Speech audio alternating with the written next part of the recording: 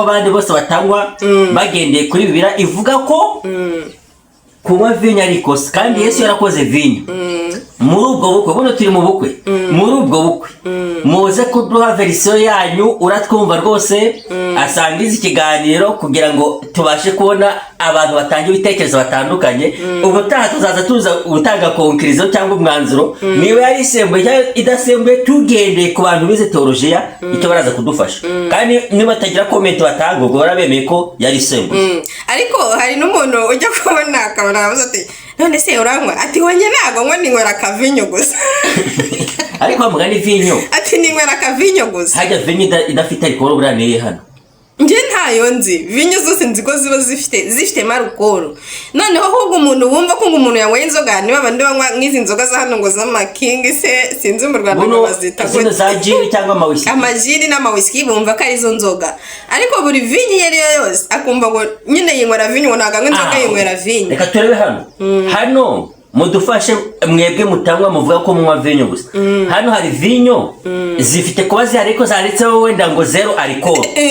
Ariko nubwo aba ari zero alcohol, muzasaba abantu bajyane muri laboratoire, niba badasangamo alcohol nkeya, ndakurahiye bazayisanga. Kaba karimo. Ariko ntibudutera amabuye, turi kubasaba ibitekerezo byanyu. Ubwo rero abantu banywa vinyo, akavinyo rwose, ubwo se tuvuge ngo Yesu ntabwo ari kugaburira abantu uburozi. Ubwo rero abantu baca imanza, uranywa wowe ntunywa, undi ati ngewe inywa vinyo kuko Yesu arayiduhaye, arayidutuburira, ubwo yatubereye urugero ko tugomba kuyinywa. Sinzi ndabona iyo yatanze arayinyweyeho. Ariko si undi kugaburira ibintu we ntanyweho. Ntawubizi, wasanga yaranyweyeho gakeya. Wasanga yaranyweyeho gakeya. Icyo tuzi ni uko yigaburiye abantu, kandi ari vinyo. Ntagire umupasiteri unterebuye cyangwa umuntu wize teolojiya unterebuye, twibarize. Reka twigarukiye ku ngingo yacu y'umunsi, ku makwe ya hano. Ukunda gutaha ubukwe se? Ujya ubutaha? Nanjye nkabutaha kera. Ubu ntabwo ubutaha? Ubu ntabwo nyubutaha. Kubera iki? Habaye iki? Ni ikindi kiganiro nzabaho nacyo ubwacyo, noneho ukuntu nazinutswe ubukwe. Abanyarwanda bari hano n'ubukwe bwa Mozambique, na kino kintu umuntu wacu yavuze avuga ko Abanyarwanda bari hano mu makwe yabo.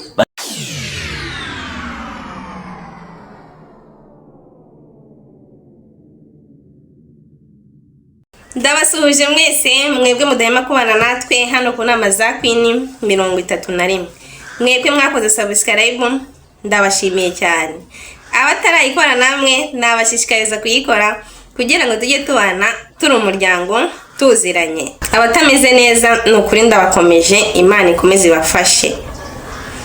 Uyu munsi rero ntabwo ngarutse nyenyine, ngarukanye na Papa Eric. Beka muhe umwanya nawe abasuhuze. Tuguhaye ikaze hano ku nama za Queen 31. Yego murakoze, ndabashimiye. Kandi mboneyeho kuramutsa abantu bakurikira inama za Queen 31 aho bari hose. By'umwihariko bari hano Mozambique, bakunda kandi bagakurikira Queen n'inama atanga. Abari mu Rwanda kuri gakondo, turabaramukije bose. Abari mu Burundi bazikurikirana, abari Uganda, abari Kongo, ndetse n'abandi bose bumva ururimi rw'ikinyarwanda aho baherereye hose ku isi, bakurikira inama za Queen n'abazazikurikira bose, turabaramukije. Amahoro y'Imana n'abari nabo. Murakoze. None umeze ute? Ngenda aho nta kibazo, akabeho gakeya, ariko muri makeya turaho mu rugo baraho nabo, n'abana baraho, na madamu araho. Uvuze madamu mitani ko watwemereye kuzamuzana hano akaganiriza abadukurikira ku nama za Queen 31. Si madamu nemeye ko nzamuzana, gusa ubu ntarabohoka. Umunsi yabohotse nzamuzana kuko nabyemereye abantu bakurikira inama za Queen 31.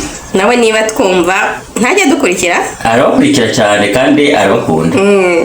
yumve ko tumutegereje. Nta kibazo, ndaza kumubwira rwose ubutumwa ndabumuha ko agomba gushakisha umwanya akaza. Nibinashoboka ahubwo nzamubwira azane na Eric.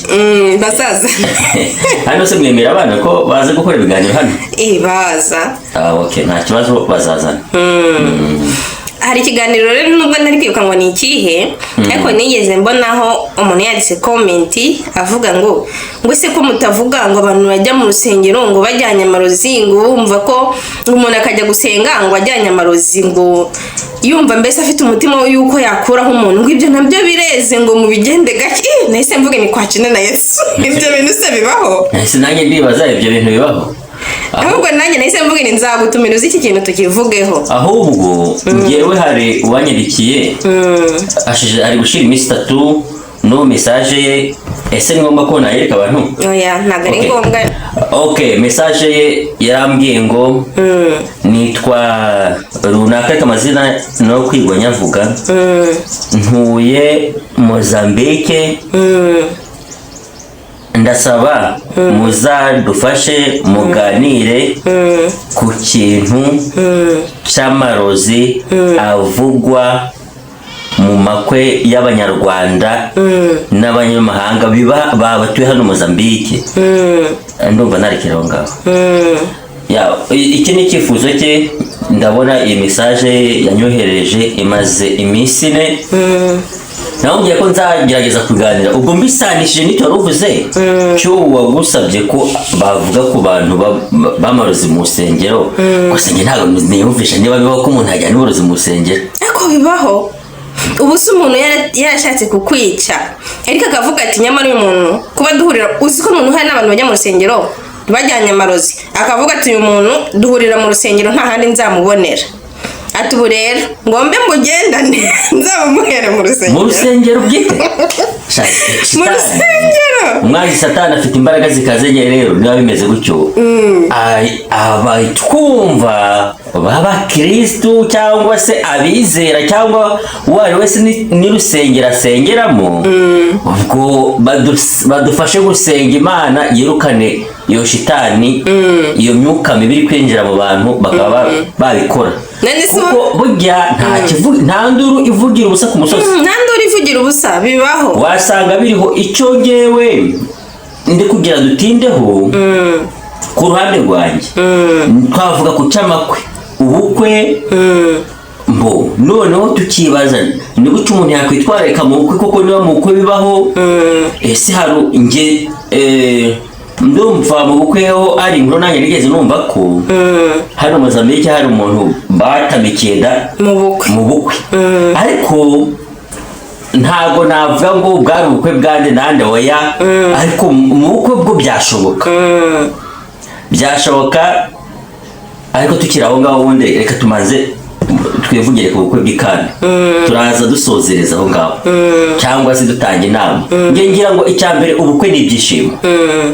Siko ubifata nawe se? Ni ibyishimo kandi kuko abantu bakunda ibyishimo, niyo mpamvu abantu bakunda n'amakwe cyane. Ni ibyishimo kandi abantu baba baturutse imihanda yose.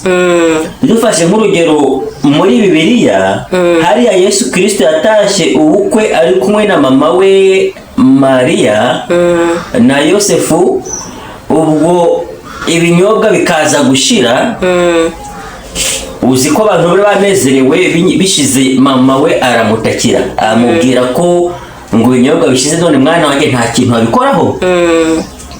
Abazanye ngo wibuka ko bavuga ko hari yababwiye mufate amazi mushyire mu muzuzi ibibindi, ibijerekani n'ibikombe n'ibiyiko. Ariko se hagataho ariko ntabwo tutahesije yuko turaza kuvuga kuri ba bantu mu bakwe. Turi mu makwe, reka tumaze twivugire kuri ubu bukwe. Ko hari ikibazo nibazaho abantu benshi bakunda kujyaho impaka, nubwo tuzabishakira umwanya. Yesu yujuje vinyo, inkangara, ibyo n'ibijerekani ibyo bibindi. Abantu baranywa bumva ngo biryoshye kuruta ibya mbere. Ariko abazi Bibiliya mwadufasha muri comment muri komantari aho hasi mukatubwira ngo ese iyo vinyo Yesu yatanze yari isembuye cyangwa ntiyari isembuye cyangwa yari vinyo muri rusange gusa, kugira ngo duce impaka zaba abakirisitu bigwa batongana umwe bo mu madini atandukanye. Umwe ati wowe unywa vinyo isembuye, undi ngo njyewe vinyo inywa niyo Yesu Kristo yakoreye mu bukwe bw'Ikana yaduhaye icyitegererezo. Undi ati Bibiliya ivuga ko kunywa ikintu gisembuye ari ikosa, kunywa vinyo hari n'aho ivuga ko vinyo ari umukobanyi. Bantu bize teoloji cyangwa abantu bazi Bibiliya mudufashe mutubwire. Icyambere, vinyo Yesu Kristo yatanze yari isembuye yari idasembuye? Uvuga ko yari isembuye aduhe verisaho umurongo ubihamya ko yari isembuye. Uvuga ko itari isembuye nawe aduhe verisiyo ye. Nge verisiyo mpagazeho kuri uyu munota nuko yatanze vinyo gusa, vinyo abantu bakanywa bakanezererwa gusa. Sinzi niba yari isembuye cyangwa idasembuye. Ariko kuko atatanze amazi, kuko nzi ko amazi mu bintu byageze nta sukari ibamo, mu bintu byageze nta alcohol ibamo. Ariko vinyo se vinyo ntigira alcohol se. Ariko ubundi tukivuga vinyo ni inzoga ubundi. Aho ngaho uraza kurwanira n'abarokore, uraza kurwanira n'abakatolike n'abadivantisite, abantu bose baraza kugutera amabuye bavuge ngo wavuze ko kuba Yesu yakoze vinyo isembuye y'inzoga. Barashobora kuba yashyizemo agasembuye gake. Bose hari ubwo yavuze ubushera nibwo tuzi ko buba budasembuye, ariko vinyo njye numva vinyo isembuye. Abantu baratonganyije ubundi njye nabatambutseho ba hano Mozambique b'Abanyarwanda. Umwe ngo hoya ngo iriya yari vinyo idasembuye, undi ngo hoya yari vinyo y'umutobe. Bose ngo hano ntiducuruza vinyo isembuye ngo ntidasembuye. None mwabantu badukurikira mwe cyangwa bazadukurikira, ngaho nimutugire inama mutubwire ko Bibiliya ivuga ko yatanze vinyo, ndetse vinyo ikaze byose cyane abantu bakanywa bakanezererwa. Ikerekana ko yari isembuye cyangwa idasembuye ni ikihe? Umuntu wese naduhe verisiyo ye. Ngewe rero reka nanjye ntange komenti yanjye. Nyamara kumva ngo yari vinyo, none hano ducuruza amavinyo, kandi amavinyo mbona abasembuye amenshi. Hari vinyo idasembuye ibaho? Zirahari da. Yitwa ngo iki siyo vinyo? Vinyo yose iba irimo agasemburo, nubwo bavuga ngo ni imbuto. Ariko iyo uyinyweye urasinda. Afedari. Ubwo rero mwebwe mwabarokore mwe cyangwa abandi bose batanywa bagendeye kuri Bibiliya ivuga ko kunywa vinyo ari ikosa, kandi Yesu yarakoze vinyo. Muri ubwo bukwe, buno turi mu bukwe, muri ubwo bukwe muze kuduha verisiyo yanyu. Uratwumva rwose, asangiza ikiganiro kugira ngo tubashe kubona abantu batanga ibitekerezo batandukanye. Ubutaha tuzaza tuza gutanga konkirizo cyangwa umwanzuro niba yari isembuye cyangwa idasembuye, tugendeye ku bantu bize teolojiya icyo baraza kudufasha. Kandi niba atagira komenti batanga ubwo barabemeye ko yari isembuye. Ariko hari n'umuntu ujya kubona akabona ati none se uranywa? Ati wanjye ntabwo nywa, ninywera akavinyo gusa. Ariko bavuga ni vinyo. Ati ninywera akavinyo gusa. Hajya vinyo idafite alcohol burane hano. Nje ntayo nzi. Vinyo zose nzi ko ziba zifite marukoro. Noneho ahubwo umuntu wumva ko umuntu yanyweye inzoga niba abandi banywa nk'izi nzoga za hano ngo z'amakingi se sinzi mu Rwanda bazita ngo za gin cyangwa amawhisky. Amajini n'amawhisky bumva ko ari zo nzoga.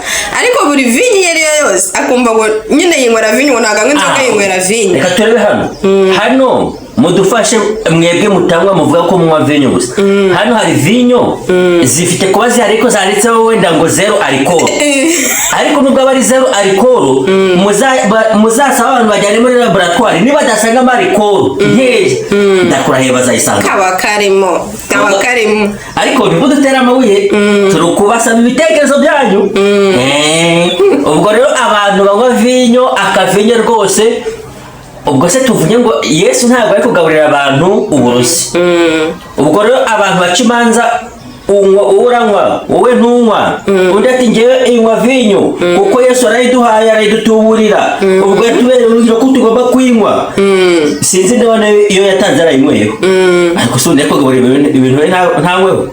ntawe ubizi Ntawe ubizi. wasanga yaranyweyeho gake wasanga ari gakeya icyo tuzi ni uko yigaburiye abantu kandi ari vinyo ntagire umupasiteri unterebuye cyangwa umuntu wize teoloji unterebuye twibarize reka twigarukiye ku ngingo yacu y'umunsi ku makwe ya hano ukunda gutaha ubukwe se ujya ubutaha nanjye nkabutaha kera ubu ntabwo ubutaha ubu ntabwo nyibutaha kubera iki habaye iki ni ikindi kiganiro nzabaho nacyo ubwacyo noneho ukuntu nazinutswe ubukwe abanyarwanda bari hano n'ubukwe bwa Mozambique na kino kintu umuntu wacu yavuze avuga ko abanyarwanda bari hano mu makwe yabo basigaye baroganiramo mwebwe mudukurikiye nimuze muduhe ibitekerezo namwe ese uyu muntu mbere na mbere yabashije bitari ngombwa kubazwa ese niba byari ngombwa ko abibaza koko bibaho uri mu bukwe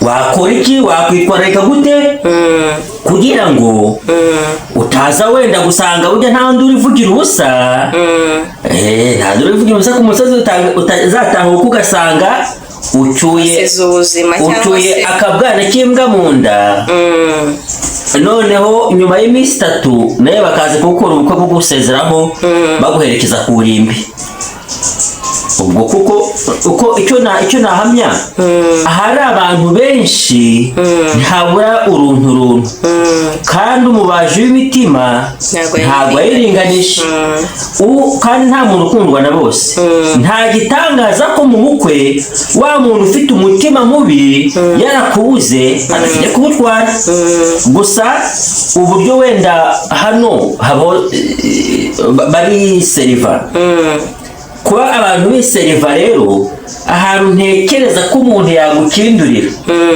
urazi ni hehe ubu wenda turi mu kidari cyangwa turi muri sare baravuze ngo tujye kwiseriva wenda narifite agafanta ndi kunywa cyangwa narifite agatasa wenda karimo n'icyo kintu kindi mugenzi wanjye ariko cyangwa undi ari kunywa ariko njyewe ndi kumucunga cyangwa namushyireho umuntu umuntu wo kumfasha wenda kunkorera kondisiyo akaba yatereramo hajya uburozi aba ari amazi aba ari ifu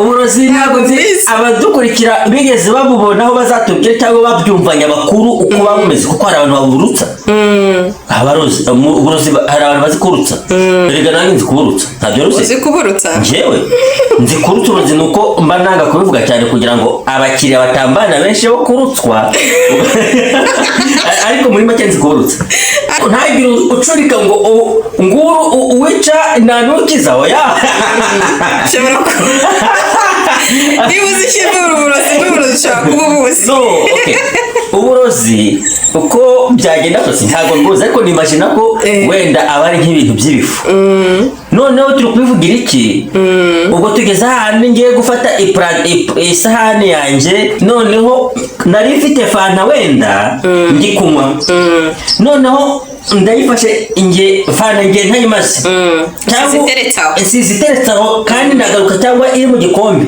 ndagaruka ngira ute nyikoreshe wakora iki kugira ngo nugaruka wizere ko ya fanta wacumbitse urasanga ikiri nzima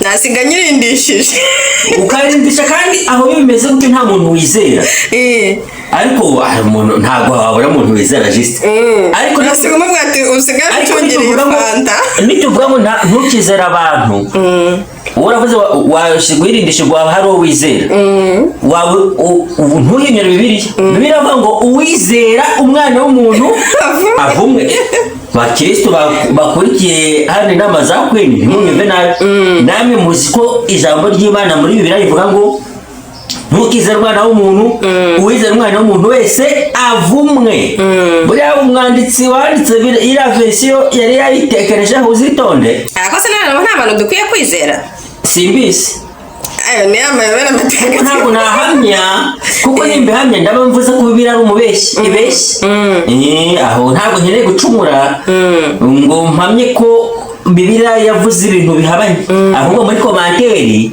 bajya abantu bise bibiliya badusobanurira kurutaho cyangwa bakatubwira ubwo rero numva ko ku bwanjye intambwe ya mbere niba wenda ibyo bintu biriho kuko hagati mu banyarwanda ko mu makwe yabo mu Barundi mu makwe yabo mu Bakongomani mbese tukuvuga ku babumva ikinyarwanda hano muri Mozambique hari abajyamo bafite imitima mibi yo kuba bakugirira nabi icyo wakora igihe wenda ufashe isahani yawe ugiye hariya kuri bisha ku murongo ugiye kwarura gufata icyo kurya numva wagenda kakantu maze ukamaramo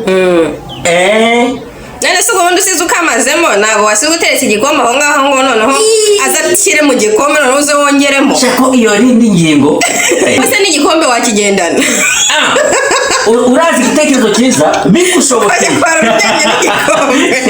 bigushobokeye uri kunywera mu gikombe wakigendana uri kunywera mu tasi wayigenda tasi ajya vere akavere ajya igikombe wenda wumva igikombe gutyo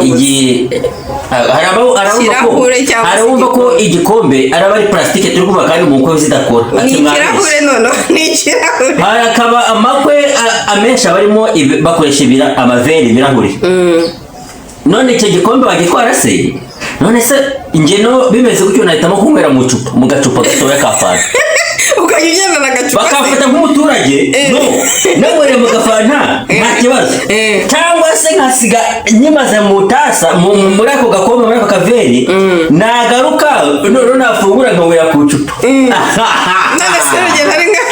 ariko se turabasirimu abantu batavuga ati uyu mugabo yasazira cyangwa uyu muntu yagiye ariko muri mu tasa agaruka anywereye none twabikora gute mana yanjye abanyarwanda mugiye inama muri comment batubwire kuko turi kubagira inama namwe ari no kubyumva narangara koko niba biriho azatwumva icyumweru kimwe ikindi hari simitero zuze bazabagiye kumushyiramo simitero abantu batumva igipolitike naho bajya gushyingura ubwo rero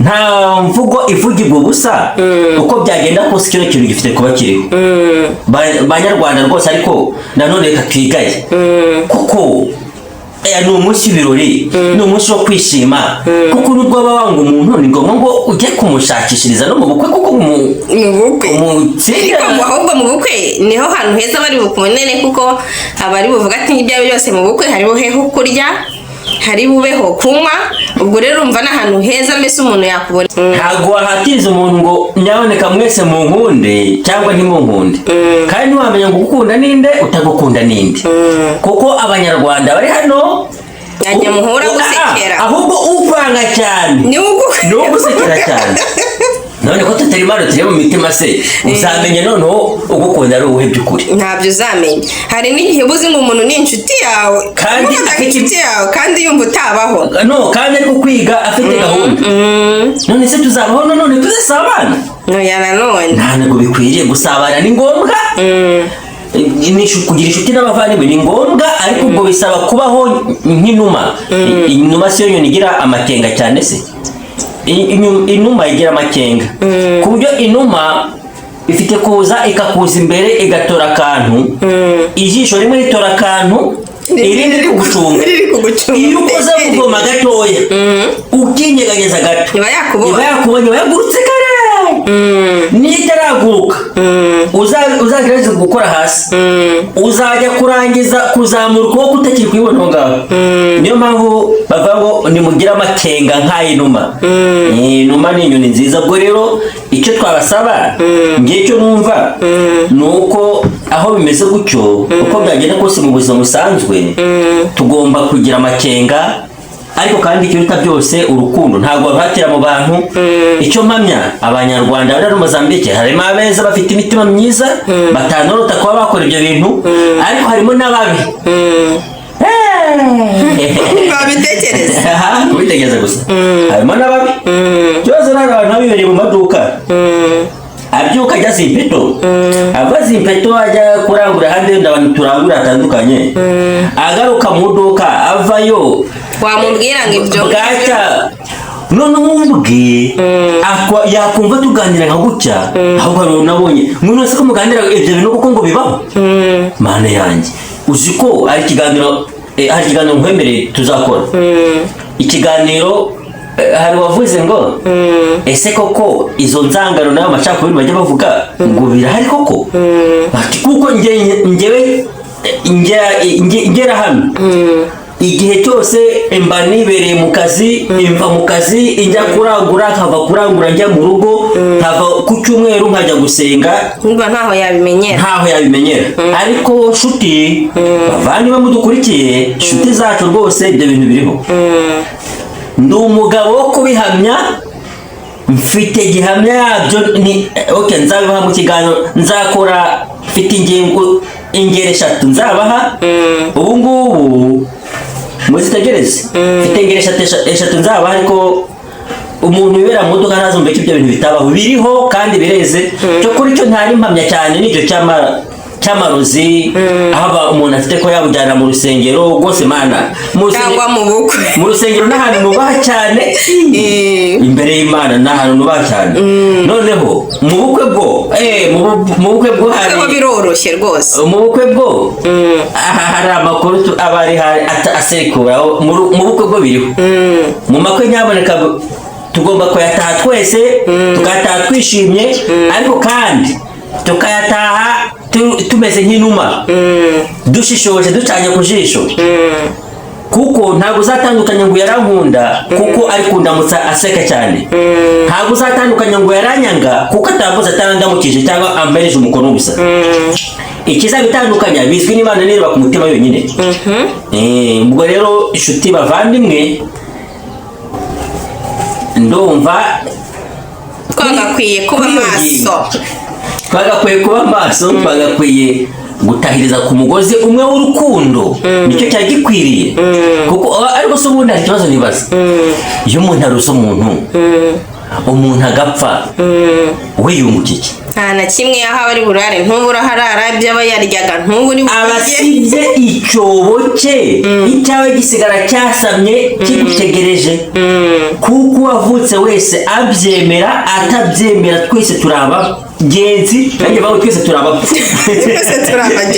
turi abagenzi kuko waba mwiza waba mubi waba umukire waba umukene waba umuzungu waba umwirabura icyo uri cyo cyose twese turi abakandida b'urupfu tuzagenda ikizima rero urafata mugenzi wawe mu mahoro umuhigahige ugende no kumushakira mu bukwe koko no mu rusengero ujye kumushakira ugende no mu rusengero koko rwose abantu no mu rusengero ujye kumushakirayo koko iherezo ukumva ririye kandi hari umuntu watubwiye bagiye kugirira nabi kwica noneho arangije arabwira ngayimbwa izasanga mwebwe mugiye kunyica ngayimbwa izasangayo ko nawe ugiye kumuhigarisha kumwicisha icyo kirozi cyawe kandi nawe uzamusangayo maherezo ese nugerayo iriya muzabana mutera nubwo umuntu batazi ko bigenda bite abafite imitima mibi gutyo nyaboneka inshuti zacu mu bikosore ntabwo ari byiza niba mukeneye ujya ugera experience y'ibyo uvuga bitewe n'ibyo wanyuzemo nkanjye hari impamvu wantumiye ngo nzajye nza gutanga ikiganiro hano tujya inama tuganiriza abantu kuko uzi neza ko ufite experience y'ibyo mvuga nawe hari impamvu washinze YouTube channel yo gutanga inama kuko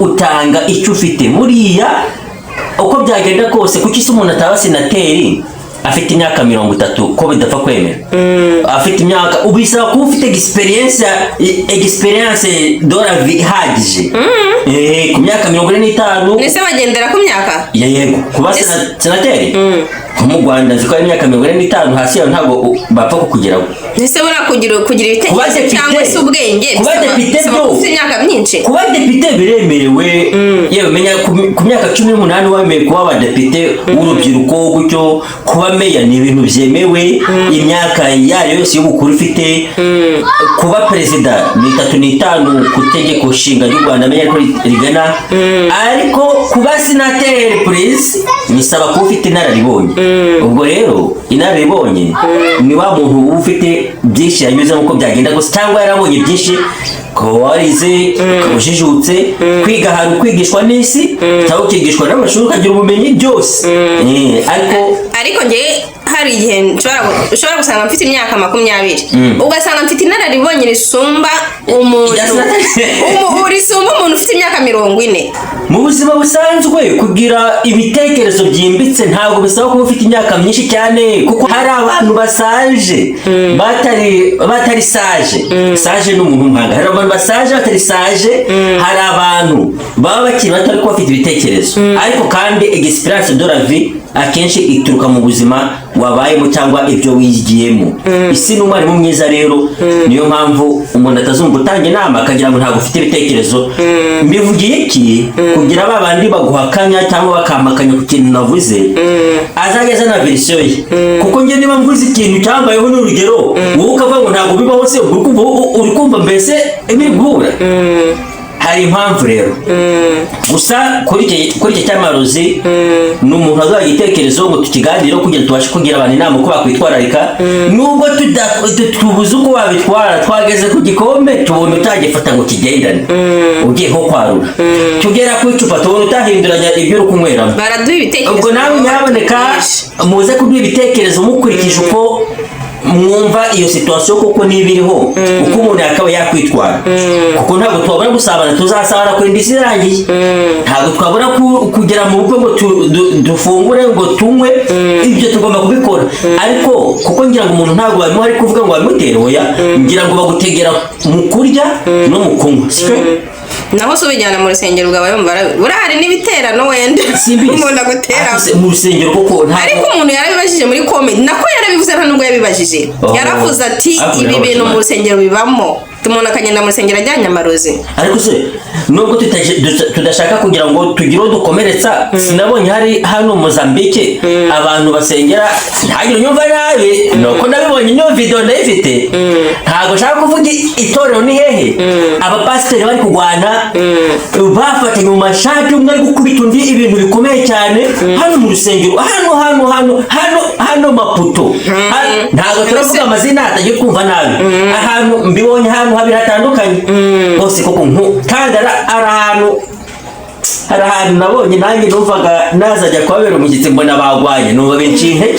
Mbese rwose urugero rwiza n'urugero rwiza rukwereka ko n'umuntu yajya amajyanye mu ziwe.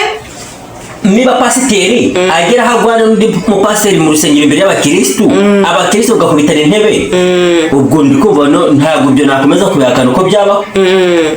Urukumva rero nyaboneka abadukurikira rwose mugerageze kwirinda, ariko kwirinda kwa mbere ni ugusenga Imana ikagusaba kikurinda, kuko ijambo ry'Imana riravuga ngo Imana itakurinde itarinze umurwa abarinzi baruhira ubusa. Bivuga ngo Imana itarinze ubuzima bwawe uko byagenda kose abanzi babutwara, ariko kandi iragusaba kugira nawe ugire ubwenge ugire n'amakenga nk'ay'inuma. Nuko ndumva twaganiriye, sinzi niba wenda hari ikintu twavuga cyangwa tugasoza tukazacumbura ejo. Reka dusoreze hano birahagije. Dushimiye rero abadukurikiye kandi nshimiye n'uwo watanze igitekerezo yaba wakubwiye nanjye yaba wambwiye, kuko gutya bituma dukosora sosiyete. Ariko hari wavuze ngo none se ubundi muri Mozambique ko mbona abantu bose babunamirije mu maduka babasha kumva, bajye bumva nyaboneka mujye mwumva, kandi n'uwumva ukumva bigufashije ukumva iyo nama yikuyemo uhereze mugenzi wa kiganiro umugisha yaringe, mutange comment kugira tumenye ibitekerezo byanyu ndetse mukore na like. Yego ndabashimiye ku ruhande rwanjye murakoze. Nawe rero wakoze kubana natwe no ku bitekerezo byawe. Okay, asante sana. Abadukurikiye namwe cyangwa se abazadukurikira namwe Imana ibahe umugisha. Ibi biganiro rero tunyuzeho hano ni ibiganiro byubaka. Mu gihe wumva bigufashije ukanda subscribe. Wese kubana natwe Imana ibahe umugisha.